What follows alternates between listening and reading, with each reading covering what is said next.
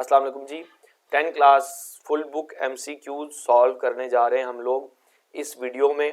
तो कोशिश करेंगे कि जल्दी से जल्दी प्रॉपर रीजनिंग के साथ आपको सारे MCQ समझा दिए जाएं जो बुक के बैक एंड पे मौजूद होते हैं। तो दो बातें आप लोगों को MCQ स्टार्ट करने से पहले ज़हन में रखनी है। वो ये कि देखें, कुछ बच्चे होंगे जिनकी अंडरस्टैंडिंग स्पीड बहुत अच्छी होगी, तो हो सकता है मैं जो जिस स्पीड से बोल रहा हूँ वो स्पीड आपको स्लो या नॉर्मल लगे, तो उसका इलाज यूट्यूब ही आपको फराहम करता है।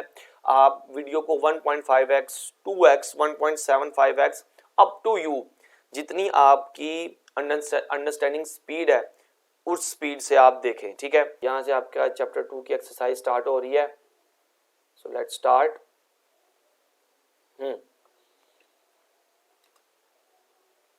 GW basic can operate in GW basic obviously दो मोड्स में काम कर सकता है। एक डायरेक्ट मोड होता है और एक इनडायरेक्ट मोड होता है।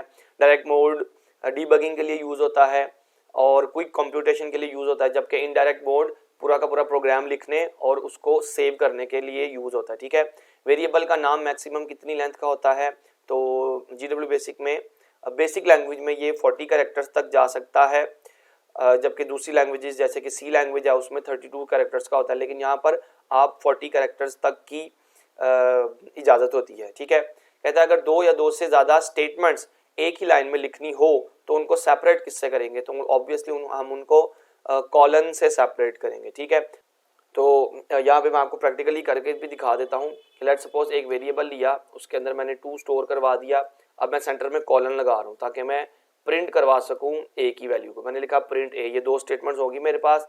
अब मैं प्रोग्राम को एंड करता हूं और इसको रन करता हूं, तो you will have the output 2। अब ये देखिए हमारे पास एक ये स्टेटमेंट है, ठीक है, ए इज इक्वल टू 2, जबकि दूसरी स्टेटमेंट है प्रिंट ए। तो पहली स्टेटमेंट असाइनमेंट स्टेटमेंट है, दूसरी स्टेटमेंट एक आउटपुट स्टेटमेंट है या प्रिंट स्टेटमेंट है जो हमारे वेरिएबल को प्रिंट कर रही है। ठीक है, तो इन दोनों के दरमियान हमने कॉलन से सेपरेशन की है, तो ये इसकी प्रैक्टिकल इंट्यूशन भी हो गई। विच of the following is the type declaration character for integer, या भी एक मेमोरी बेस्ड क्वेश्चन है प्योरली। ये जो इंटीजर्स होते हैं उनके लिए हम लोग परसेंटेज यूज करते हैं। अगर सिंगल प्रिसिशन पूछा होता तो उसके लिए हम लोग एक्सक्लेमेशन यूज करते हैं, डबल प्रिसिशन के लिए हैश है और स्ट्रिंग्स के लिए डॉलर साइन है। ठीक है ना, तो एट द मोमेंट इसका आंसर है परसेंटेज। ठीक है जी, आगे चलते हैं। अच्छा, यहाँ पे कहता है कि किस ऑपरेटर की प्रेसिडेंस सबसे ज्यादा हाई होती है। ठीक है, तो इसका आंसर है ये पावर का जो सिंबल है ये सबसे पहले सॉल्व होता है। प्रेसिडेंस का मतलब ये होता है कि अगर आपने एक प्रोग्राम में या किसी जीरो बेसिक में या बेसिक लैंग्वेज की किसी एक्सप्रेशन में कुछ ऑपरेटर्स यूज किए हैं, प्लस भी आ रहा है, मल्टीप्लाई भी आ रहा है, ब्रैकेट्स भी आ रही हैं, पावर भी आ रही है, मॉड भी आ रहा है, तो सबसे पहले क्या चीज परफॉर्म होगी? सबसे पहले जो चीज परफॉर्म होगी वो है पावर। ठीक है ना, और जिस तरह डिमैश रूल होता है जिसमें डिवीजन सबसे पहले होती है, मल्टीप्लिकेशन, फिर एडिशन और सब्ट्रैक्शन। इसका मतलब है डिवीजन की जो प्रेसिडेंस है, उसकी जो तरजीह है वो सबसे ज्यादा है। फिर उसके बाद दूसरे नंबर पे तरजीह दी जाती है मल्टीप्लिकेशन को, देन एडिशन, देन सब्ट्रैक्शन। लेकिन अगर और भी हमारे पास ऑपरेशंस मौजूद हों तो सबसे पहले क्या परफॉर्म होगा? इन सब में से सबसे पहले ये पावर कैलकुलेट होगी।